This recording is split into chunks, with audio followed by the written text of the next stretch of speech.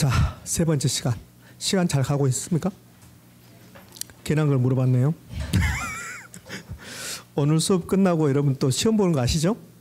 거기에 참가하셔야 됩니다. 특별한 사정이 없으면, 나는 특별한 사정이 있다, 특수한 목적, 합리적 이유가 있다, 그러면 가셔야지. 그렇지 않다면 그러면 그동안 배웠던 거 한번 해보시라고. 그게 실력이 쌓여가는 겁니다. 시행착오거든요. 그러니까 알면서 틀려보고 그다음에 왜 틀렸는가 그 과정을 거치면서 유시점 가는 겁니다. 모의고사 한 번도 안 보고 시험장에 갔다 그러면 필불합격 확률이 매우 높아져요. 그래서 연습을 매일 하는 거예요. 학원에서 여러분들에게 여러분 집에 못 가게 잡을 이유로 그러지 않잖아요. 그러니까 다 공부하는 과정이니까 반드시 참가하셔서 이 자리를 빛내주시기 바랍니다. 자, 오늘 이제 감정평가를 공부하고 있는데 뭐가 복잡합니다. 왔다 갔다 하면서 뭘 배웠는지 하나도 모르겠게요. 다 모른다 하더라도 뭐 이것만 알고 가면 되잖아요. 저를 볼 때마다 하나만 알고 가면 되니까. 저를 50번 정도 보거든요. 근데 7번 봤잖아요. 그러니까 앞으로 43번, 이렇게 40번 정도 남았는데, 그럼 지금부터 7번 동안 하나도 모르겠다. 근데 앞으로 1월 달부터 저를 볼 때마다 하나씩 알고 가는 거야. 그래도 40개 알고 가잖아요. 그래도 불합격이다. 그럼 그때는 제가 뭐가 잘못된 거야. 그렇지? 그럼 되니까 너무 부담 갖지 말고 오늘 여러 가지 공부했지만 난 딱 하나만 알고 간다. 그럼 지금까지 2시간 했던 거 나 하나도 모르겠다. 그럼 지금부터 하는 거 하면 되잖아요. 감정평가는 6문제 출제되는데 무엇과 무엇은 노출됐다고 그랬어요? 무엇과 무엇은 계속 10년 동안 한 번도 안 빠지고 나온다. 부동산 가격 공시, 그다음에 감정평가가는 규칙, 요 두 개는 매년 나온다고. 그럼 지금부터 2시간 동안 남았는 2시간 동안 남았는데 1시간 좀 더 남았겠어요. 그럼 지금 20분이니까 그럼 부동산 가격 공시하고 감정평가는 규칙 할 거라고 지금 2시간 걸쳐서. 그러니까 그것만 기억한다 하더라도 오늘 수업은 여러분이 알고 갈 건 다 알고 간단 말이에요. 다 하는 게 아니라. 변동원칙 나왔습니다. 변동원칙 무슨 시점? 기준 시점 됐어요. 기준 시점. 그럼 된 거야. 자, 개별 분석 나왔습니다. 하고 싶은 말. 개별 분석. 개미는 체구는 작지만 균형 있게 기억한다. 후. 그러면 되잖아요. 예? 경제적 감가가 나왔습니다. 무슨 원칙? 경제적 감가. 무슨 원칙? 적합의 원칙. 기능적 감가. 균형의 원칙. 그러면 된단 말이에요. 이렇게. 그거 계속 연습할 거라고. 자, 이제 이번 시간 할 건데요. 이번 시간은 책 순서로 보면 153쪽.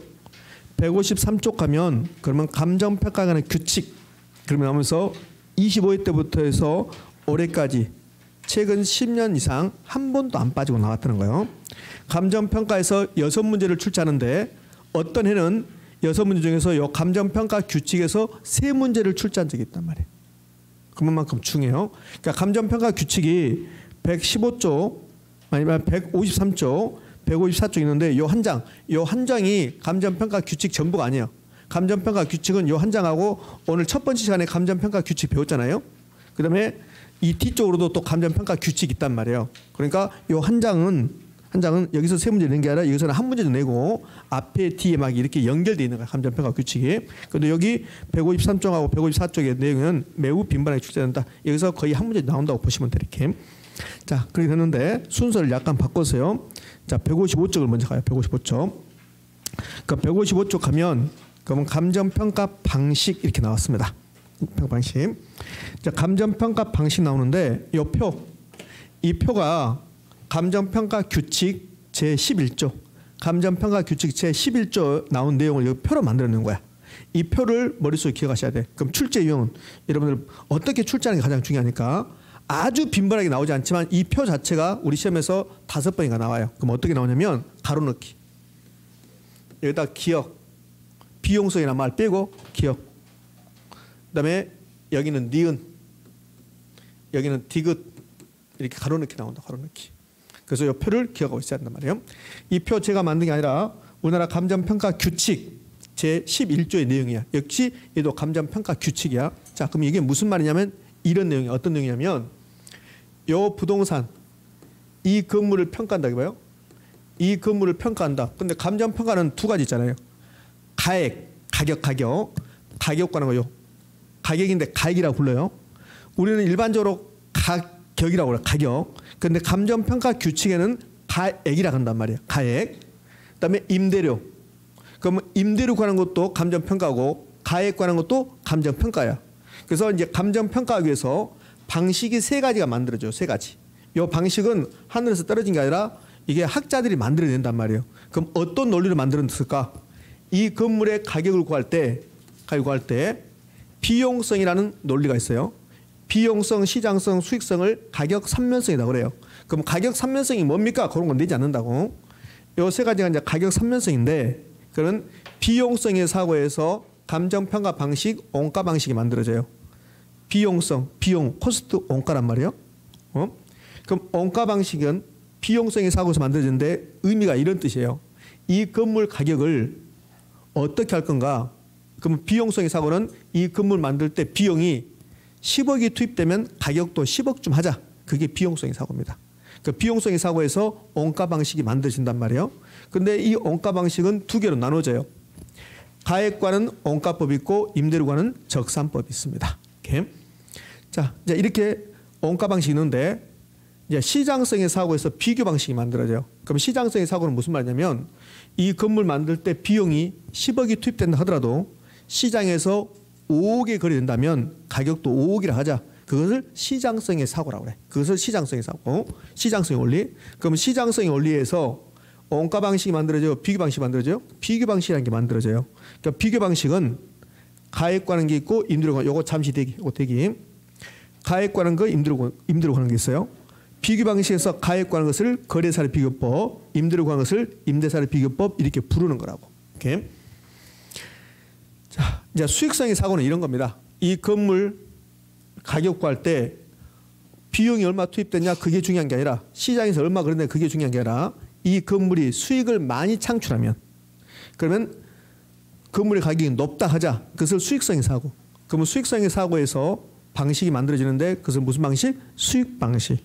수익 방식은 가액 관한 거, 임대료 관한 거 나눠지는 거야.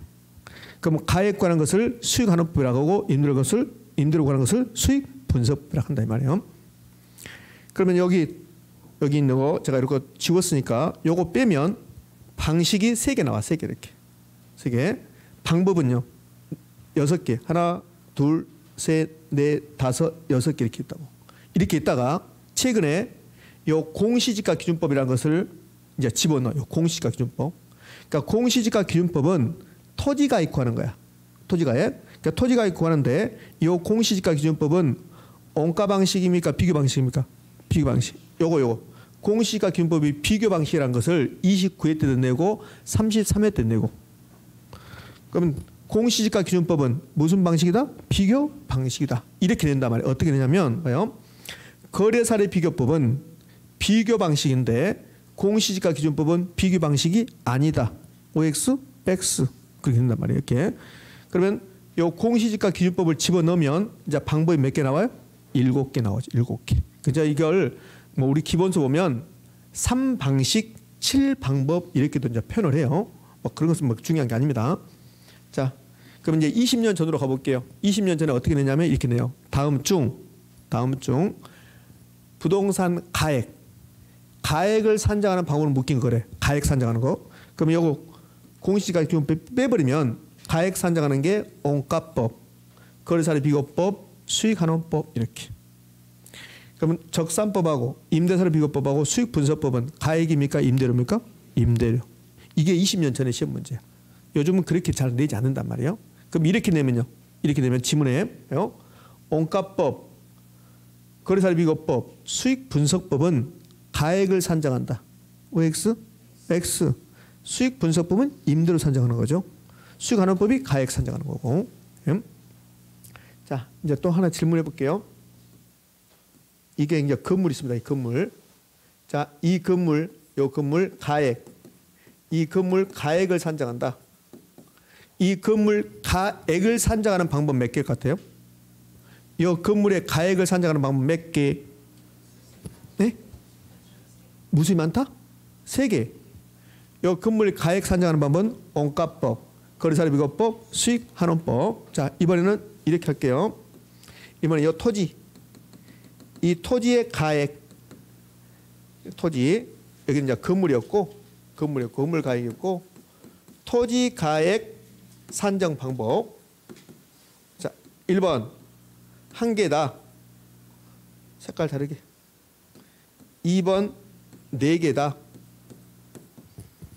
자, 여기서 토지가액 산정하는 방법은 한 개입니까? 4개입니까? 4개입니다. 4개. 4개라고 한 개가 아니야. 여기 거래사례 비교법 있죠?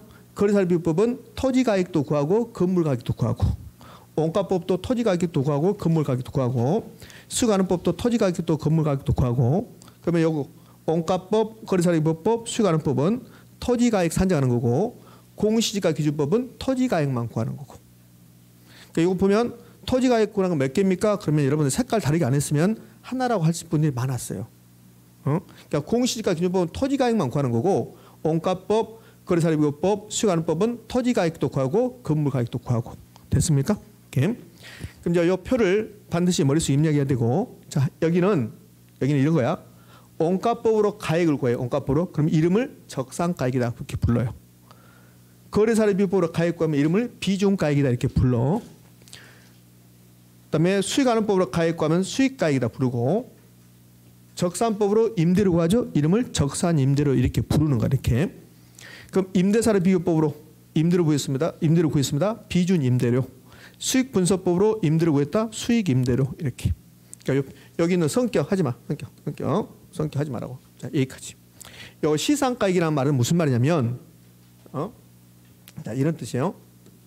이 건물 가액을 산정해. 가액.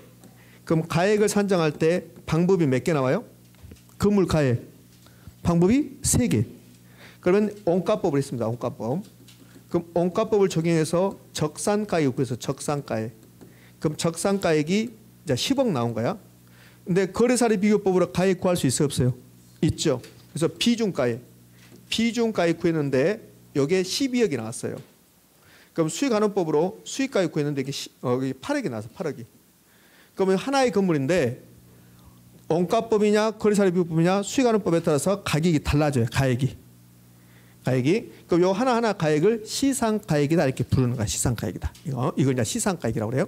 그럼 이 경우는 이 건물의 가액이 10억이라는 소리야, 12억이라는 소리야, 8억이라는 소리야 모른단 말 모른다. 이게 전부 다 10억 나온다 이거예요. 그러면 이 건물 평가할 때 원가법 적산가격 10억, 거래사례 비교법 비중가격 10억, 수익가능법 수익가격도 10억, 다 10억. 그럼 이 분산 가격이 얼마다? 10억. 근데 다 다르죠. 달라서 이걸 조정해야 돼. 조정. 그것을 시상가액 조정이라고 한다고. 시상가액 조정. 자, 155쪽 하단부 가면 가운데 쪽에 시상가액 조정 이렇게 나왔잖아요. 여기 시상가액 조정. 그럼 시상가액은 최종 평가액이 아니라 각각의 방법으로 산정한 가액을 뭐라고 한다? 시상가액이라고 한다. 이렇게 하는 거야. 이렇게. 자, 지금 시상가액 논리까지는 가지 않습니다. 자, 이 표 반드시 머릿속에 입력할 거. 성격하지 말고 이 표는 반드시 입력할 거. 이렇게. 그러면 이제 시험은 이 표가 나올 수도 있고, 이제 시험을 주로 내는 것은 원가법하고 거래사례 비교법하고 그다음에 수익가능법하고 공시지가 기준법하고. 그럼 결국은 가액 구하는 것을 주로 시험에 출제하는 거야. 거래사례 비교법하고 공시지가 기준법은 논리가 똑같으니까 이건 논외를 하고, 자, 이건 논외를 하고, 그러면 원가법, 거래사례 비교법, 수익가능법 요 3가지가 우리 시험에 잘 나오는데, 요 3가지 방법 중에서 우리나라에서 가장 많이 사용하는 게 거래사례 비교법입니다. 거래사례 비교법이 우리나라에서 가장 많이 사용하는 감정평가 방법이란 말이에요. 그러면 요거는 반드시 이제 시험에 나올 건데, 요 3가지 중에서 2개는 나올 건데, 그럼 거래사례 비교법이 가장 우리나라에서 많이 사용하는데, 요거 공부할 때 거래사례 비교법의 이론 공부해야 돼. 그다음에 계산 문제도 풀어봐야 돼. 그럼 여기 이론이 여기 거래사례 비교법에 대해서 이론적으로 19회 때 이론적으로 진하게 내고 그 뒤로는 출제하지 않고 있습니다. 그럼 15년 동안 이론은 거의 출제하지 않는 거야. 봐봐요. 그럼 논리가 이렇게잖아요. 거래사례 비교법이 가장 우리나라에 많이 사용하는 건데, 이론적으로는 나중에 이제 설명해요. 나중에 오늘 아니라 이 다음에 한단 말이에요. 그럼 뭐가 복잡해요. 복잡해도 여러분들은 그냥 가만히 있으면 돼. 그냥. 이론적으로 나올 확률은 거의 없으니까. 그럼 이론적으로는 19회 때 내고 15년 동안 책을 안 내고, 그럼 15년 동안 거래사례 비교법은 뭘 내냐? 계산 문제. 그럼 15번 냈습니까? 아니요. 한 5번 정도. 그러니까 3년에 한 번꼴로 거래사례 비교법 계산 문제. 수익환원법도 마찬가지입니다. 수익환원법도 이론 공부해야 되고 계산 문제 있는데 수익환원법은 최근에 이론 잘 내요. 계산도 잘 내고 원가법도 마찬가지입니다. 자, 원가법, 거래사례법, 수익환원법 보면 뒤쪽에 보면 뭐가 복잡해요. 이론 써줬고 그다음에 뭐 기출 문제 나오고 막 복잡합니다. 지금 그거 하면 안 돼. 지금 할 필요도 없어요. 이렇게. 그럼 올해는 계산 문제 2개 나왔죠. 원가법하고 공시지가 기준법 이렇게 이런 식으로 계산 문제 2문제 이렇게 나왔죠. 그러니까 열심히 이론적으로 공부했어요. 나중에 이론 공부해봐요. 저하고 여러분하고 따로 놀아. 저는 열심히 공부하는데 여러분은 뭔지 하나도 모르겠다 이렇게 하고 있어요. 그렇게 어렵습니다. 그래도 괜찮아요. 왜? 이론은 잘 나오지 않으니까. 이론적으로도 중요한 건 몇 가지만 이제 공부하면 될 거니까. 자, 여기 이제 최근에 출제했으니까 이렇게 했단 말이에요. 공시지가 기준법은 비교 방식입니까? 예, 비교 방식입니다. 이렇게. 자, 이 표 반드시 기억한다. 자, 책을 한번 이제 넘겨서 157쪽 한번 가봐요. 그럼 157쪽이 이제 원가법이 뭔가 쭉 나오죠. 이제 원가법. 자, 원가법 볼래요? 자, 157쪽 원가법. 원가법은 이 건물 평가할 때 뭐가 막 복잡합니다. 이렇게. 그러면서 원가법에 뭐 제조원가 나오고 감가 수정이 나오고 원가법이 어디서까지 원가법이냐면 157쪽부터 해서 159쪽까지 원가법입니다. 이렇게. 그러니까 제 요약해서 써놓은 건 이겁니다. 예. 근데 기본서 보면 엄청나게 많아요, 양이. 근데 이거 열심히 공부했습니다. 근데 시험장 갔습니다. 아주 자신 있게 계산 문제가 딱 한 대 나옵니다. 돌아버려. 그래서 이론적으로 열심히 공부할 필요는 없습니다. 자, 거래사례 비교법 가볼래요? 161쪽의 거래사례 비교법 무슨 그림 나오고 뭐가 복잡합니다. 이렇게. 자, 거래사례 비교법은 162쪽까지 막 설명이 나오고 163쪽 가면 자, 계산 문제 나오잖아요. 그다음에 164쪽이 또 이론 나오고 165쪽이 계산 문제 나오고. 자, 계산 문제가 주라는 소리. 이 부분은 166쪽 갔더니 계산 문제 나왔습니다. 이거는 공시지가 기준법의 계산 문제입니다. 재밌겠네요. 여러분 계산 문제 좋아하니까 이렇게 되는 거예요. 그다음에 수익환원법도 마찬가지고 167쪽 가면 그럼 수익환원법 이론적으로 막 설명이 끝나. 그래서 169쪽 갔더니 환원율 계산해봐라. 170쪽 갔더니 수익환원법 계산 문제 이렇게 나옵니다. 이렇게. 그러니까 계산 문제가 주니까 이론적으로 막 열심히 공부할 필요 없고 앞으로 제가 하는 거 따라오시면 되는 거예요. 이렇게. 그럼 이제 큰 틀에서 아까 이제 그 표를 봤단 말이에요. 표. 그 표는 머릿속에 입력하셔야 돼. 입력. 자, 그거를 이제 감정평가 규칙에서 좀 자세히 설명한단 말이에요. 그게 책 다시 이제 앞으로 와서 153쪽의 감정평가에 관한 규칙이야. 규칙. 이제 이 부분을 전부 다 설명할 거니까 자, 보게요. 요거는 한 문제를 출제할 거냐 여기서. 자, 봅시다. 부분. 이 지금 이제 감정평가 규칙 빨갛게 됐습니다. 별표 3개란 소리야. 여기서 저하고 이제 공부한 게 있어요. 오늘 공부한 게 있다고. 그 공부한 게 154쪽으로 가면 자, 공부한 내용이 나와요. 154쪽 13, 14, 15 요거 공부했어요. 인근적, 유사적, 동일수권 봤죠? 봤단 말이에요. 그럼 인근적은 뭐가 포인트입니까? 지역요인 공유가 포인트입니까? 개별요인 공유가 포인트입니까? 지역요인 공유가 포인트입니다. 그럼 유사지역은 대상구에 속한 지역입니까? 속하지 않는 지역입니까? 속하지 않는 지역이고 인근지역과 유사한 특성을 갖는 지역을 말한다. 그냥 이렇게 그대로 나와 이렇게. 그러니까 동일수권은 인근지역과 유사한 지역을 포함한 넓은 지역이다. 이 정도로 기억하시면 될 거고. 자, 다시 이제 원상태로 가요. 원상태로 가서 지금까지 감정평가 공부했을 때 나왔던 용어를 자, 감정평가 규칙 제2조를 보면 감정평가 규칙에 이런 용어들이 나온 거예요. 용어들. 이 용어를 지금 정의해 놓은 거예요. 정의. 여러분 공법 배우다 보면 공법 국토계획 및 이용이라는 법률, 건축법 전부 다 1조가 법 목적, 이 법은 왜 만들었다. 그다음에 2조가 용어정의예요. 용어정의. 그래서 건축법 2조를 보면 용어정의. 대수선이 뭐냐? 건축이 뭐냐? 이렇게 나오잖아요. 예, 마찬가지로 감정평가 규칙 제2조도 감정평가 규칙에 나온 감정평가 규칙을 보면 가치 형성률이란 말 이런 말이 나온단 말이에요. 이거. 그러니까 미리 용어를 정의해 주는 거야. 이런 뜻이라고 이거. 그럼 이 화면에서도 오늘 저하고 공부한 게 2개 나왔습니다. 이미 공부했던 게 뭐가 뭡니까? 기준 시점하고 가치 형성률입니다. 그다음에 용어는 들어봤지만 공부한 내용이 나와요. 자, 1번이 자, 가장 먼저 시장가치 나왔죠. 그럼 왜 시장가치 나왔을까? 감정평가 규칙에서는 원칙적으로 가치를 구할 때 무슨 가치가 원칙입니까? 시장 가치. 그래서 시장 가치가 나온단 말이에요. 그러면 시장 가치란 감정평가 대상이 되는 토지 등 이걸 대상 물건이라고 해요. 통상적인 시장에서 충분한 기간 거래를 위하여 공개된 후 그 대상 물건의 내용에 정통한 당사자 사이에 신중하고 자발적인 거래가 있을 경우 성립될 가능성이 가장 높다고 인정되는 대상 물건의 가액을 말한다. 요거 애우면 떨어집니다. 애우지 말라고. 애울 필요 없습니다. 이제 요거 한번 애우려고 한번 시도 한번 해보세요. 짜증나서 못 외웁니다. 애울 필요 없어요. 이거 이제 어쨌든 한 번씩 나오는데 그럼 여기 아무리 읽어봐도 여기 읽어봐도 한정된 시장이란 말 없습니다. 통상적인 시장이야. 그다음에 여기 아무리 읽어봐도 최고 가액이란 말 없습니다. 그러니까 여기 시장 가치를 설명하면서 이 안에다 최고 가액 넣어준다고? 그럼 틀린 말입니다. 그다음에 이 자리, 이 자리에 시장 가치를 여기다 바꿔요. 정상 가치라고 그래요. 정상 가치란 이렇게 나옵니다. 그럼 정상 가치란 말은 없어요. 그러니까 우리 시험지에 여러분 시험지에서 정상 가치란 말이 시험에 딱 등장했어요. 그럼 뭡니까 X입니까? X. 정상 가치란 말이 없습니다. 그러니까 이렇게 나오는 거야. 다음은 감정 평가에 관한 규칙의 내용이다. 틀린 거 그래요. 그래서 정상 가치 이렇게 나와. 감정 평가 규칙을 아무리 봐도 정상 가치란 말은 없어요. 시장 가치가 있는 거지. 그러니까 여러분 시험지에서 정상 가치란 말 나왔습니다. 무조건 틀린 지문이야 그거. 자 그렇게 하는 거예요. 그 왜 정상 가치를 줄 수 있냐면 이게 시장 가치죠. 예전에 이게 정상 가치였습니다. 정상 가치에다가 시장 가치로 바꾼 거야. 그러니까 정상 가치란 말은 이제 없단 말이에요. 예전에 썼다가. 그래서 정상 가치란 말을 주면 그건 틀린 말이야. 시장 가치라고. 자, 이게 도대체 무슨 말인가 시장 가치는. 자, 시장 가치는 뭐가 시장 가치냐면 자, 이런 뜻이야. 요게 이 부동산 감정 평가할 때 가치를 구하는 건데 원칙은 시장 가치를 기준으로 감정 평가를 결정한단 말이에요.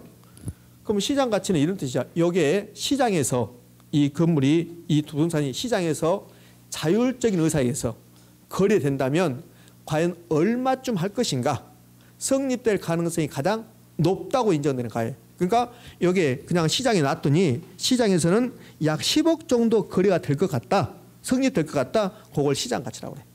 어떤 제약 없이 그냥 시장에 맡겨본다고. 시장에 맡겨놨어요. 그랬더니 이 정도 가격이 될 것 같다. 이걸 시장 가치라고 그래. 근데 그런 뜻인데 이제 그렇게 기억하시고 여기 보면 가장 높다고 인정되는 가액. 그러니까 이런 거요. 요걸 한번 여러분 읽고 나서 요거 딱 한번 읽었습니다.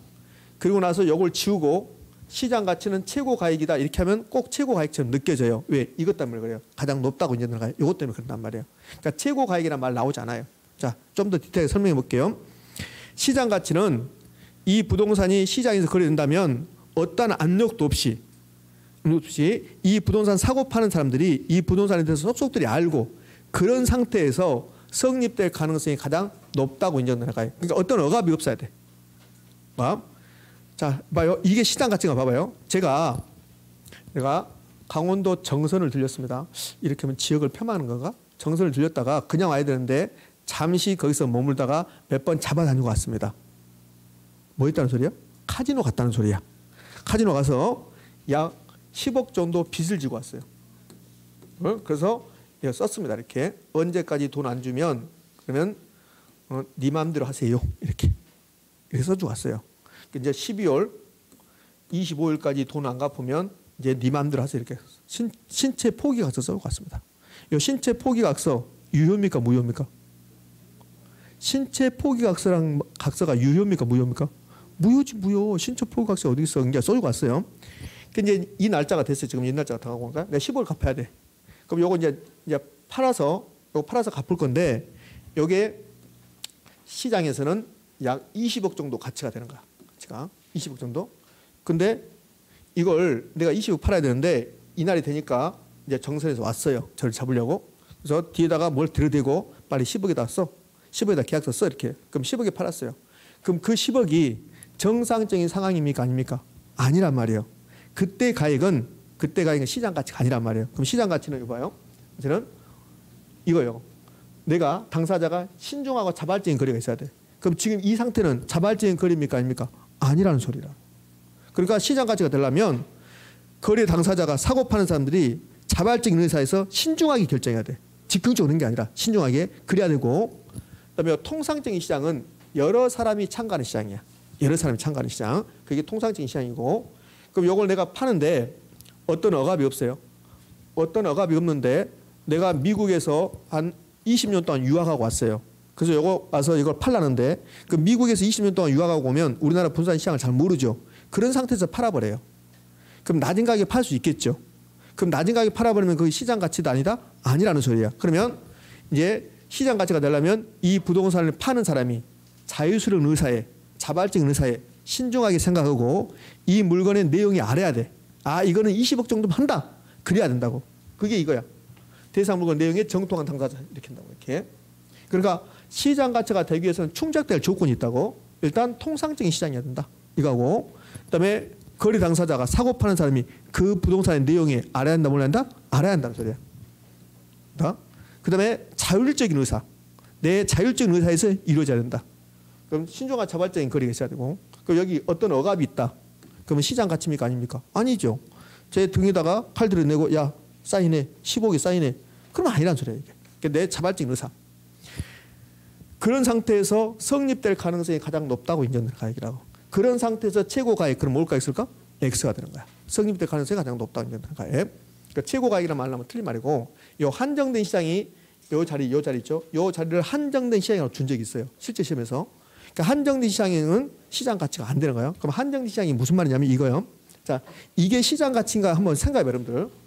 자, 이런 경우가 있단 말이에요. 이렇게 도로가 있어요. 도로가 있고 토지가 이렇게 있는데 토지가 이렇게 나눠졌어요. 요 1번지 토지고 2번지 토지입니다. 그러면 1번지 토지는 도로에 접해 있는데 근데 면적이 적어요. 2번지 토지는 도로에 접해 있는데 면적은 넓은데 도로 접속면이 이게 적어요. 이게 적어서 사람이 통행하기가 곤란해요. 아주 좁게 접해 있으니까. 그러면 이 토지, 요 1번지 토지 있죠. 1번지 토지 사는 사람은 2번지 토지 소유자가 사는 게 가장 적합하겠죠. 그죠? 그럼 요 1번지 토지가 만약에 이게 1억이다. 그러면 1번지 토지 소유자가 2번지 토지 소유자를 팔 때 1억에 팔까 2억에 팔까? 2억에 팔아요. 2억에 판다고. 2번지 토지 소유자는 이 1번지를 사야 돼. 사야만이 이걸 병합해서 도로에 접한 땅이 넓어지고 그 건물 짓고 이용하기 편하다고. 그럼 이 상태에서 1번지 토지 사는 사람은 거의 없어요. 그럼 이 1번지 토지는 시장이 두 사람 사이 1번지 토지 소유자, 2번지 토지자 한정돼 버린다고.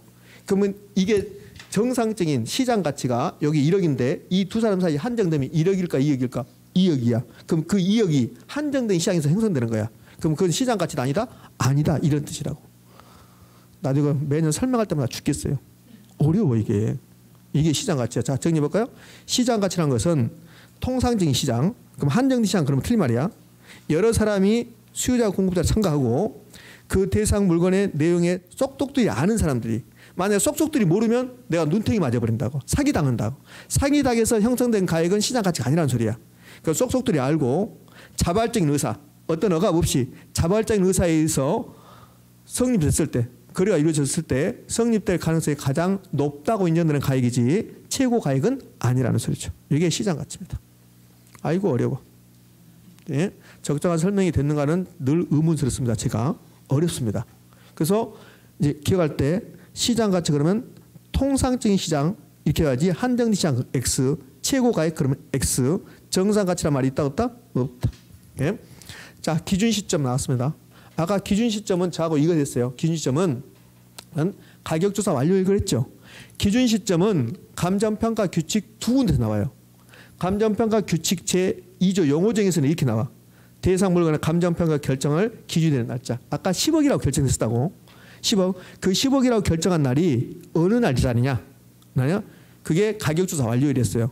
그러니까 가격조사 완료일도 기억하셔야 되고 기준 시점은 대상 물건 감정평가 결정의 기준이 되는 날짜. 이것도 기억하셔야 되고. 그럼 가격조사 완료일이 더 잘 나온다고. 가격조사 완료일이. 기준 시점 그렇습니다. 그럼 감정평가 결정의 기준이 되는 날짜. 그 기준이 되는 날짜가 아까 우리 그림을 통해서 봤던 것은 1월 10일이었어요. 그 1월 10일이 기준이 되는 날짜고 그 1월 10일이 가격조사 완료일이었어요. 이해됐습니까? 그러니까 기준 시점은 아까 했던 거. 자, 책으로 가면 그 114쪽 박스 나오죠. 그 박스가 기준 시점이 모든 거야. 그러니까 기준 시점 관련해서 이것만 기억하시면 된다. 이것만. 그럼 114쪽으로 가면 그 그림이 있고 동그라미 1번 감정평가의 결정의 기준이 되는 날짜. 이게 규칙 제2조 정의. 지금 요거 하는 거예요. 요거 책 144쪽에 있는데요. 지금 이해됩니까? 그다음에 동그라미 2번은 감정평가 규칙 제9조 2항에 무슨 조사 완료일? 가격조사 완료일. 자, 다시 온산 들어와요. 자, 이제 온산 들어와서 책 153쪽을 펴고 자, 계속 가봐요. 기준 시점 나왔습니다. 기준 시점 나왔습니다. 그러면 감정평가의 결정의 기준이 되는 날짜. 근데 그 날짜가 무슨 날짜다? 가격조사 완료일. 됐죠? 무슨 원칙? 변동의 원칙. 지금 하는 말을 2달 만에 한 번씩 계속 듣는 거야. 그럼 2달 후에 이 말을 듣게 된다고. 자, 기준 가치. 감정평가는 원칙적으로 시장 가치인데 예외적으로 시장 가치, 유예 가치를 결정할 수 있다 없다? 있다. 그래서 이 기준 가치랑 감정평가에 기준되는 가치를 말한다. 이거 딱 한 번 나와요. 그래서 중요성이 없는 거지. 그럼 가치 형성률이 나옵니다. 그럼 가치 형성률이 나오면 가치 형성률이란 대상 부동산의 시장 가치에 영향을 미치는 일반 요인, 지역 요인, 개별 요인입니까? 경제적 가치, 경제적 가치. 가치 형성률은 경제적 가치. 시장 가치 이렇게 나오면 틀린 집이 된다는 소리. 이렇게. 어차피 가치 형성률이 나오잖아요. 그러면 경제적 가치가 나오면 옳은 말이고 시장 가치 나오면 옳을까 X일까? X. 이렇게. 자, 이제 5번부터 원가법, 적산법, 거래사례비교법 쭉 나오면서 이제 아까 표 봤던 거, 그 표 봤던 용어들이 나온단 말이지. 자, 그럼 원가법 나옵니다. 이건 나중에 이제 전부 다 알게 돼요. 지금 외우지 말라고. 왜냐면 원가법, 저 원가법이라는 것을 내가 논리를 설명하면 그러면 알게 돼. 지금 외우지 말란 말이에요. 그러니까 원가법은 제조원가에서 감가 수정하여 대상물의 가액, 오늘은 요금 정도 가액 산정한다 이렇게. 감가 수정하여. 그 적산법은 뭐 기초가액의 기대율을 곱하고 필요적용비를 더한다고 그랬습니다. 근데 외울 때는 기기필 이렇게 외우는 거야. 기기필. 적산법은요. 기기필 이렇게 외울 거라고. 요 깊은 내용을 지금 설명할 수가 없다는 게 지금 더 중요한 게 있으니까. 자, 거래사례비교법 나왔습니다. 그럼 거래사례비교법이란 대상 물건과 가치 형성이 같거나 비슷한 물건의 거래 사례가 쭉 나왔습니다. 비교하여 사정 보정, 시점 수정, 가치 형성 요인 비교 등을 거쳐 대상 물건의 가액을 산정하는 감정평가 방법을 말한다 이렇게 나왔습니다. 이렇게. 임대사례비교법은 외울 필요 없어요. 거래사례비교법과 임대사례비교법이 다 똑같아요. 이렇게. 좀 이따 가볍게 제가 언급을 한번 해볼게요. 자, 공시지가 기준법 나왔습니다. 공시지가 기준법. 그럼 공시지가 기준법에서 가장 중요한 말은 여기 뭐 사정보정 면적비가 닿는다고 나왔습니다. 이렇게. 좀 이따가 공시지가 기준법 다시 언급할까요? 제가 계속 뒤로 미룬 것 같은데. 그러니까 수익환원법 나왔네. 수익환원법의 뜻이 이런 뜻입니다. 어떤 거냐면 이 부동산을 평가해. 이 건물을 평가할 건데 이 건물. 그럼 이 건물 가액과입니다. 그럼 가액과면 원가법을 할 수도 있고 거래사례비법을 할 수도 있고 수익환원법을 할 수 있어요. 그럼 이거 수익환원법을 하면 이 부동산이 앞으로 순수익이 나올 것이다. 수익환원법은 대상 부동산이 이 부동산이 장래 미래에 산출하고 예상되는 기대되는 순수익. 이 건물이 임대용 부동산이면 임대료가 나올 것이다. 임대료. 그러면 순수익이 나오거나 또는 미래 현금 흐름이 이 부동산을 임대 영업을 한다면 현금 흐름이 현금 수익과 지출이 나오겠죠. 그걸 환원하거나 할인하여 가액 산정한다. 이게 수익환원법이 좀 어렵잖아요. 지금 이게 이런 뜻이야. 수익환원법은 이 부동산이 앞으로 순수익이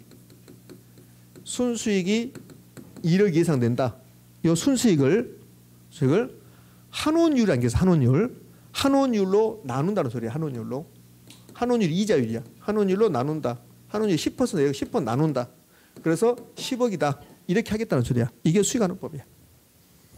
거의 맨땅 헤딩이야 지금 이렇게. 그러면 왜 이렇게 제가 노란 소리 했냐면 요거 가로넣기 준다고. 가로넣기 이렇게 수익환원법 써놓고 기억에 들어갈 말, 니은에 들어갈 말 이런 식으로. 나중에 잘 알게 되니까 오늘은 수익환원법 저런 게 있다. 이거 하시라고 이렇게. 자, 수익환원법이 있고 공시지가 기준법이 있고 그다음에 뭐 수익분석법이 있는데 이 수익분석법이 가장 시험에 안 나오는 거야. 이렇게. 그러면 총 7가지인데 원가법, 적산법, 거래사료비고법, 임대사료비고법, 공시지가기준법, 수익환원법, 수익분석법 이제 봤습니다. 이렇게. 그럼 이걸로 끝난 게 아니라 좀 더 디테일하게 이제 좀 보기를 할 건데, 자, 책을 읽은 것은 이제 감가수정 나오고, 그다음에 12.2에서 뭐 도시지역 3년 이렇게 나온다고. 자, 감가수정 도시 3년. 그러니까 감가수정에서는 이제 공지 이렇게 나왔습니다. 자, 이 부분을 좀 더 디테일 한번 설명해 볼 거냐 들어보시라고요. 이제 여기 감가수정을 지금 설명하지 않고 도시지역 요거는 무조건 3년이야. 도시 3년. 요건 이제. 그다음에는 인근지역, 유사지역, 동일수권 한 번씩 봤습니다. 자, 그러면 이제 아까 설명하지 않았던 내용을 좀 더 디테일하게 설명해 볼게요. 자, 원가법이라는 것을 제가 원가법 이런 겁니다 하고 그냥 갔어요. 원가법이라는 거 하고. 그럼 이제 원가법 볼게요. 원가법. 그럼 원가법이 뭐냐면 이게 원가법이야. 자, 아까 그 감정평가 규칙 그 원가법을 외우지 말고 이걸 통해서 원가법이 저거구나 이제 느껴보시란 말이에요. 그럼 이 부동산을 지금부터 원가법으로 평가할 거야. 이 건물 원가법으로. 그러면 원가법을 평가하면 원가법은 이 건물의 비용성, 이 건물 만들 때 어느 정도 비용이 투입됐는가 그 비용성이 입각해서 만드는 거야. 그럼 이 원가법은 이 분산 평가할 때 이제 기준 시점에서 얼마인가 이걸 평가한다고. 그럼 이 건물이 이제 자 신축됐어요. 신축되고 자 신축은 2003년에 신축됐습니다. 그럼 이제 시간이 흘러가요. 그래서 기준 시점, 요 기준 시점에서 이 부동산 가격 구하는 거야. 기준 시점에서. 그러니까 기준 시점은 2023년이야 이렇게. 신축 시점 2003년 1월 1일, 기준 시점은 2023년 1월 1일. 그럼 원가법이란 것은 원가, 요 만들 때 원가가 얼마냐? 거기에 입각해서 가격 구하겠다는 소리야. 그럼 이제 요거 원가법은 이 부동산의 원가가 얼마냐? 요거 신축 시점에서 신축 비용이 만약에 10억이다. 그러면 20년 동안 지금 경과했다고. 20년. 그러면 신축 시점에서 가격 관계라 요 기준 시점에서 그럼 20년 흘러갔어. 그럼 20년 동안 이 지역의 건축비가 10%가 올라갔다. 10%가. 요 기준 시점에서는 그러면 건축비가 얼마가 될까? 신축 시점에서 건축비가 10억이었어요. 그럼 20년이 흘러갔죠. 그럼 20년 흘러간 다음에 요 기준 시점에서 건축비가 얼마인가 요걸 계산해 보는 거야. 그럼 20년 동안 건축비가 10% 올라갔다 이 봐요. 그러면 기준 시점에서 건축비는 얼마가 돼요? 11억이 된다고. 요 11억을 재조달 원가라고 그래. 재조달 원가. 그러니까 원가법은 이 건물 평가할 때 이 건물이 10년 전에, 2년 전에, 뭐 20년 전에 만들어졌다. 근데 기준 시점에서 평가한다. 그럼 기준 시점에서 다시 만들어 보는 거야. 그걸 그때 원가를 재조달 원가라고 한다고. 그럼 재조달 원가가 이제 11억 나왔어요. 11억. 그러면 11억이 나왔는데 요 20년 동안 이 건물 사용하면 시간이 흘러가면 감가 됩니까 안 됩니까? 되지요. 그럼 감가액이 있을 것이다. 감가액. 그 감가액을 빼는 거라. 그럼 여기 기준 시점에서 제조달 원가를 산정하고 20년 동안 감가 됐을 거니까 감가액을 빼는 거야. 감가액을 뺀다고. 그러면 제조달 원가가 11억이고 20년 동안 감가액이 만약에 3억이다. 3억을 빼는 거야. 그럼 얼마가 나와? 8억이 나오죠. 요 8억을 감정평가액이라 하자. 이걸 원가법이라 한단 말이야. 그럼 원가법은 제조달 원가에서 뭘 뺀다? 감가액을 뺀다. 근데 이걸 감가수정액을 뺀다. 이렇게 한다고. 자, 원가법은 이 부동산 평가할 때, 건물 평가할 때 신축 시점에서 평가합니까? 기준 시점에서? 기준 시점에서 평가하는 거야. 기준 시점에서. 그러면 기준 시점에서 다시 만들어 보자. 이 건물이 10년 전에, 2년 전에, 5년 전에 만들어졌는데 기준 시점에서 다시 만들자. 그때 원가가 제조달 원가야. 재조달, 다시 조달할 때 원가. 그럼 제조달 원가가 11억이었다. 그럼 20년 동안 사용하면 10년 동안 사용하면 감가 될까 안 될까? 되겠지. 그 감가액을 빼버리자. 빼자. 그럼 제조달 원가 11억인데 감가가 3억 됐다면 3억을 빼야 되잖아요. 그 8억이다. 그래서 요 감가액 3억을 빼는 거라고. 요 감가 수정액, 감가 누계액이라고 한다고. 뺀다. 그래서 8억이 나왔다. 이걸 적산가액이다. 이게 원가법이야. 그럼 원가법 볼까요? 원가법 그러면 어떻게 해? 제조달 원가에서 감가액을 뺀다. 그럼 제조달 원가에서 감가 빼는 것을 감가 수정이 나온다고. 그럼 감가 수정이 뭐냐? 제조원가에서 감가액을 빼는 것을 뭐라 한다? 감가수정. 그러면 감가수정은 제조원가에서 감가액을 가산 더하는 겁니까? 공제하는 겁니까? 공제. 28회 때 가산한다고 냈다고. 가산한다. 자, 여기서 두 가지 알고 하는 거야. 자, 원가법. 제조원가에서 감가액을 뺀다. 제조원가에서 감가액을 뺀다. 그것을 감가수정한다고. 그럼 원가법은 제조원가에서 감가수정하여 임대료 구하는 겁니까? 가액 구하는 겁니까? 가액. 그게 원가법이야. 자, 원가법. 제조원가에서 감가수정하여 가액 구한다. 원가법. 그럼 여러분들은 원가법이란 대상 물건의 제조원가에서 감가수정하여 대상 물건의 가액을 산정한다. 그렇게 공부하면 날세. 그렇게 필요 없어요. 원가법, 제조원가, 감가수정. 제조원가, 감가수정. 그럼 끝난다. 자, 볼까요?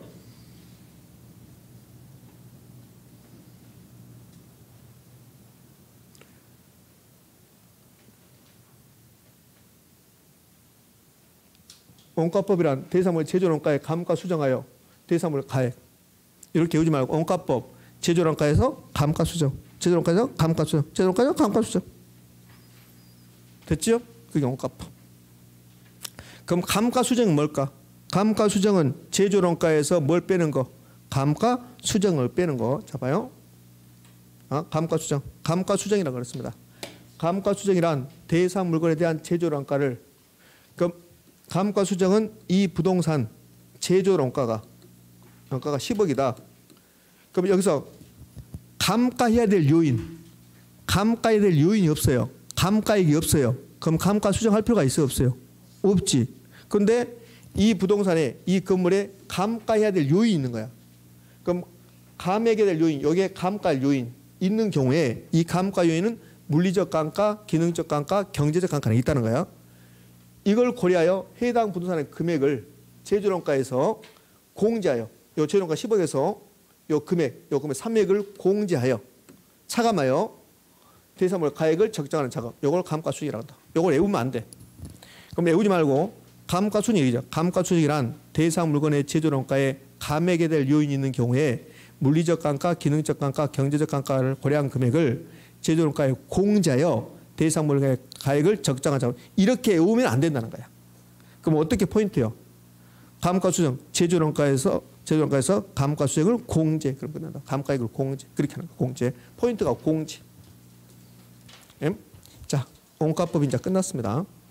그럼 이제 원가법이 끝나고 나면 적산법은 지금 할 필요 없고 이제 거래사례 비교법의 논리를 좀 봅시다. 거래사례 비교법. 그럼 이제 거래사례 비교법이 도대체 무슨 말이냐? 자, 여기 봐요. 원가법 다시 한번 봐볼게요. 원가법. 원가법은 이 건물 평가입니다.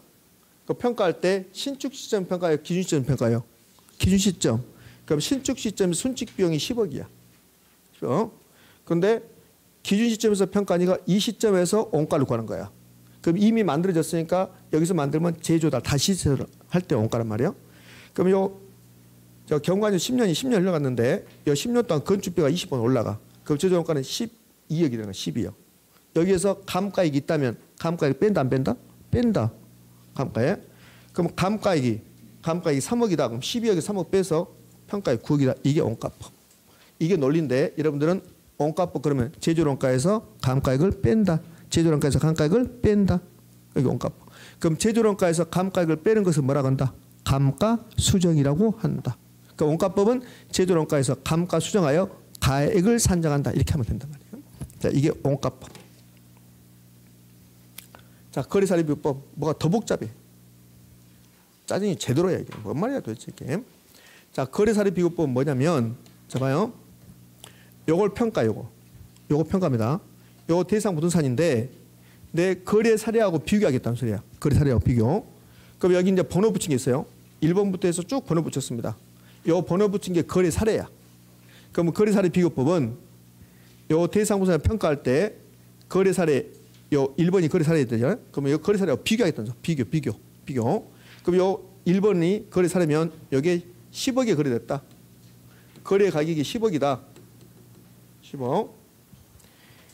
그러면 1번 부동산하고 대상 부동산인데 모든 게 다 똑같다 이봐요. 모든 게 똑같을 수 있어요, 없어요? 없죠. 다 똑같다 이봐요. 다 똑같으면 이 부동산도 얼마? 10억. 10억. 이게 거래사례 비교법이야. 그런데 똑같을 수 없으니까 딱 하나만 달라. 다 똑같은데 하나만 달라. 요 1번은 면적이 연면적이 1000제곱미터. 대상 부동산 연면적이 900제곱미터. 900제곱미터. 그러면 1000제곱미터가 10억이면 900제곱미터는 얼마다? 9억이다. 이렇게 하겠다는 거야. 이렇게. 이게 거래사례 비교법. 그럼 거래사례 비교법은 거래사례하고 대상 부동산하고 비교하여 가액 구하겠다. 이걸 거래사례 비교법이다. 이렇게 하는 거예요. 그러니까 거래사례 비교법은 거래사례를 선택하여 대상 부동산과 지역요인, 개별요인 등을 비교하여 가액을 산정한다. 이걸 이제 거래사례 비교법이라고 그래요. 자, 그러면 거래사례 비교법은 이제 어떻게 하냐면, 자, 아까 원가법은 어떻게 했어요? 원가법은 제조원가에서 가압가액을 뺀다 그랬죠. 그러면 이제 거래사례 비교법은 어떻게 하냐면, 요게 이제 개념인데 요걸 낸단 말이에요. 요거. 요게 감정평가 규칙 아까 봤던 거. 그럼 거래사례 비교법은 요 거래사례 비교법은 요 대상 부동산과 가치 형성이 뭘까요? 지역 요인, 개별 요인이야. 그러면 요 대상 부동산 평가할 때 거래사례를 선택해야 돼. 거래사례 선택. 자, 요거 이 건물입니다. 이 건물 평가할 때 원가법은 뭐 하고요? 원가법은 제조원가 구하고 감가 수정하는 거야. 그럼 거래사례 비교법은 요 대상 부동산 평가할 때 이 부동산만 가지고 평가합니까? 사례를 선택해야 됩니까? 사례를 선택해야 돼. 그럼 여기 이제 사례를 선택하는데 인근지역이 있고 유사지역이 있고 동일수권이 있어요. 그럼 사례를 선택할 때 요 1번이 인근지역이 있네. 인근지역. 그럼 사례가 1번부터 해서 지금 4번까지 있는데 어떤 사례가 가장 좋을 것 같아요? 1번이 가장 좋아요. 1번이. 바로 옆에 있으니까. 그러면 4번은 이 동일수권을 벗어났어요. 동일수권을 벗어나 버리면 그러면 가치 형성에 영향을 안 미쳐요. 이건 사례를 선택할 수 없다는 거예요. 그럼 사례를 선택할 때 이 대상 부동산과 지역 요인이 동일 유사해야 되고 개별 요인도 동일 유사해야 된다고. 그러니까 지역 요인, 개별 요인 동일 유사하다. 이게 가치 형성이 같거나 비슷한 물건의 거래 사례를 선택하는 거야. 선택해서 비교하는 거야. 응? 그러면 요 4번 사례는 동일수권 벗어나니까 안 되고 3번은 주택이야. 주택. 그럼 요 대상 부동산 상가라고. 그럼 3번은 사례를 선택할 수 있을까 없을까? 없어. 요거 안 되고. 그러면 요 1번하고 2번 남았어요. 그럼 1번은 인근지역이 있고 2번은 유사지역이 있어요. 그럼 2번을 사례를 선택할 수 있냐고 물어봐요. 2번은 또 사례를 선택할 수 있습니다. 그래서 사례는 인근지역이 가장 좋은데 유사지역의 사례를 선택할 수 있다 없다? 있다 이렇게 되는 거야. 그럼 사례를 선택해서 요 1번 사례를 선택했으면 대상 부동산과 이제 비교하는 거야. 그럼 뭘 비교하냐면 가치 형성이 비교하지. 가치 형성. 그러면 대상 부동산과 1번 부동산은 지역 요인은 같아요, 달라요? 같죠. 개별 요인은 다를 수 있죠. 그거 비교하겠다는 소리야. 그럼 요 2번을 사례 선택했으면 대상 부동산과 지역 요인이 같아요, 달라요? 다르죠. 그래서 비교하겠다는 소리야. 그게 가치 형성이 비교한다는 소리야. 그다음에 시점 수정하고 사정 보정이라는 말이 있는데 사정 보정이 이런 뜻이야. 요 1번 사례가 10억이에요. 10억이 거래됐는데 동생한테 팔면서 싸게 팔았어요. 그게 사정이 개입된 거야. 사정이. 그럼 동생한테 팔면서 저가로 저가 거래. 이게 사정 개입. 그럼 요 1번 사례를 선택해서 10억 가지고 대상 부동산 가격 구하면 적정한 가격이 될까 안 될까? 안 돼. 예, 싸게 팔았으니까. 이런 경우는 사정 보정한다고. 사정 보정. 그다음에 시점 수정은 요 1번 사례를 선택했는데 요 1번의 거래 시점이 2023년 6월 27일이야. 네, 이 대상 부동산의 가격 구하는 시점. 대상 부동산의 가격 구하는 시점 무슨 시점이요? 기준 시점. 기준 시점은 2023년 12월 27일이야. 그럼 6개월 차이가 났다고. 그럼 6개월 동안 이 지역에 부동산 가격이 변할 수 있겠죠. 그때 시점 수정을 한다는 거야. 시점 수정한다. 그러니까 시점 수정은 거래 시점에서 기준 시점으로 시점 수정한다. 지금 가볍게 논리만 보는 거야. 여기에 거래사례 비교법이야. 그럼 봐봐요.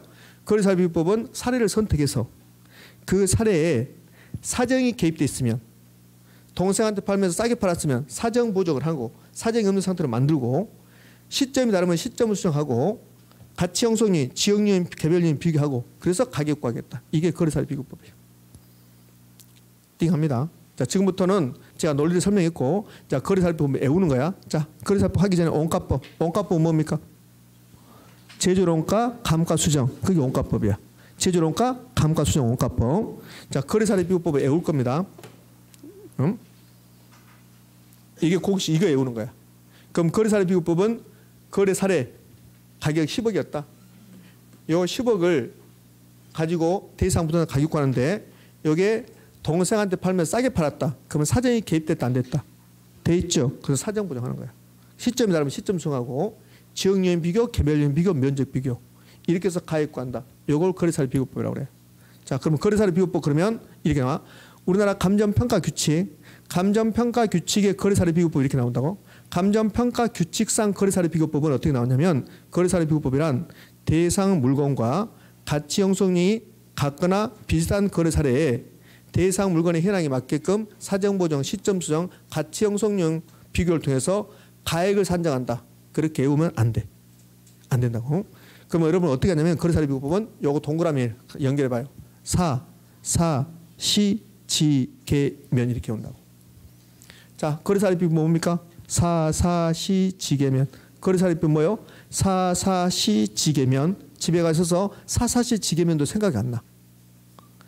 그럼 시, 지계면도 생각 안 나는데 그럼 사가 뭔 말이냐 생각도 안 난다고. 그냥 시, 지계면만 하고 있으라고. 선생님 나 이거 완벽하게 정리하고 싶은데 이번에 그러지 마. 완벽하게 정리하려면 올해 내년에 시험 합격하고 그 내후년에 감정평가사 시험을 봐. 그럼 완벽하게 정리된다고. 그러니까 완벽하게 정리할 필요 없단 말이에요. 자, 거래사례 비교법 뭡니까? 시, 지, 면. 원가법은요? 제조론가 마이너스 감가 수정. 감가 누계. 이렇게 본다 이렇게.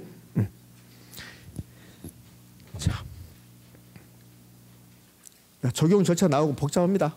이렇게. 자, 공시지가 기준법입니다. 자, 이제 공시지가 기준법 이제 여기까지 하고 이제 이번 시간은 마무리할 건데요. 자, 거래사례 비교법 봐요. 그럼 공시지가 기준법은 이제 공시지가가 뭔 말인지 몰라. 그러니까 잘 좀 힘들단 말이에요. 그럼 이제 공시지가 기준법에서 이제 포인트를 한번 잡아보면 어떻게 되냐면 이렇게 됐단 말이에요. 자, 이 토지를 평가해요. 이게 이제 대상 토지입니다. 요 대상 토지, 요 토지를 평가한다. 대상 토지. 근데 여기에 이 대상 토지가 있는 지역이 무슨 지역입니까? 요 대상 부동산이 있는 지역을 뭐요? 인근 지역. 그럼 이 대상 토지, 요 토지를 평가할 때 가액 산정할 때 거래사례 비교법을 할 수도 있고 공시지가 기준법으로도 할 수도 있죠. 그럼 거래사례 비교법은 이 대상 토지와 유사한 사례가 있단 말이에요. 유사한 사례. 여기에 거래 사례가 있는 거야. 거래 사례. 그럼 거래 사례가 여기에 10억이야. 10억. 그럼 이 거래 사례 가지고 대상 토지 가격 구한다. 이게 거래사례 비교법이야. 그럼 공시지가 기준법은 이 지역에 이 공시지가, 이 토지하고 유사한 표준지 공시가가 있는 거야. 표준지. 그럼 표준지 공시가가 있고, 요거 이제 이 다음 시간에 바로 배웁니다. 요 표준지 공시가가 만약에 이게 5억이다. 그럼 요 5억을 가지고 대상 토지 가격 구하는 거. 이걸 공시지가 기준법이라 한단 말이에요. 그럼 공시지가 기준법하고 거래사례 비교법은 논리가 똑같아요. 둘 다 무슨 방식입니까? 비교 방식이야. 그럼 거래사례 비교법은 거래사례 가격, 거래사례 가격에다 사정 보정, 시점 수정, 지역요인 비교, 개별요인 비교, 면적 비교 한단 말이에요. 근데 공시지가 기준법은 거래사례 가격 가지고 합니까? 표준지 공시가? 표준지 공시가? 표준지 공시가 나오잖아요. 그러니까 그럼 이제 시점 수정 나오고 요 시점 수정 나오고 지역요인, 개별요인 나왔습니다. 근데 면적 비교란 말 안 나오고 사정 보정 안 나오고 그래요. 그러니까 왜 사정 보정 안 나오냐면 자 집중 거의 끝나갑니다. 이번 시간은. 그러면 이 토지 가격 구할 때 거래 사례, 요 거래 사례를 가지고 구합니다. 그럼 이 거래 사례가 10억이 거래되는데 여기에 동생한테 팔면서 싸게 팔았어요. 그럼 사정이 개입됐습니까? 안 됐습니까? 돼 있죠. 그럼 사정 보정하는 거야. 근데 공시지가 기준법은 요 공시지가는 이 다음 시간에 바로 배울 건데 요 공시지가는 국토교통부 장관이 어떠한 사정도 없는 상태에서 아주 깨끗한 상태에서 가격 구하는 게 공시지가 기준법입니다. 그럼 공시지가를 기준하면 이 공시지가에 사정이 있어요? 없어요? 없어요. 사정 보정 않는다. 그러니까 공시지가 기준법에서 가장 중요한 말은 사정 보정하지 않는단 말이에요. 그러니까 시험에서 공시지가 기준법 나오잖아요. 가장 먼저 요 사정 보정이 있는가 없는가 찾는 거라고. 그럼 사정 보정이 있으면 틀린 말, 없으면 옳은 말이 된단 말이에요. 이렇게. 지금 이해가 되나요? 이제 그럼 공시지가 기준법은 외우지 말고 거래사례 비교법, 거래사례 배워봅시다. 거래사례 비교법 뭐라고요? 사사시지계면 공시지가 기준법은 두 가지 않는다. 사면하지 않는다. 사정 보정과 면적 비교하지 않는다. 근데 면적 비교는 쟁점이 안 되고 사정 보정하지 않는다가 포인트야. 공시지가 기준법 나왔습니다. 뭐 하지 않는다? 사면하지 않는다. 사정 보정하지 않는다. 자, 이렇게. 자, 이제 마무리 해볼 건데 이번 시간은. 자, 보자고요. 이번 시간에 공부했던 내용은 감정평가 규칙 제2조 용어 정의에서 봤고, 그다음에 감정평가 방식 3가지, 방법 7가지 이름 알았고, 그럼 원가법은 제조론가에서 감가 수정. 제조론가에서 감가 수정하는 것을 제조론가에서 감가액을 빼는 것을 뭐라 한다? 감가 수정. 그럼 감가 수정이 나오면 공제했다는 말. 그다음에 거래사례 비교법은 어떻게 온다? 사사시지계면 공시지가 기준법이 나왔습니다. 그럼 공시지가 기준법이 나오면 뭐 하지 않는다? 사면하지 않는다. 특히 사정보정, 면적 비교는 그게 안 중요합니다. 공시지가 기준법 나왔습니다. 뭐 하지 않는다? 사정보정하지 않는다. 사면하지 않는다. 이렇게. 자, 힘드네요. 여러분들도 힘들죠? 자, 이번 시간은 여기까지 마무리. 자, 책을 어디로 넘어가냐면 174쪽. 174쪽을 갔더니 부동산 가격 공시도 나왔습니까? 자, 요게 이제 이 다음 시간 마지막 시간이에요. 이 다음 시간. 지금부터 정확히 10분 쉬었다가 요거 마무리할 겁니다. 되셨나요? 예.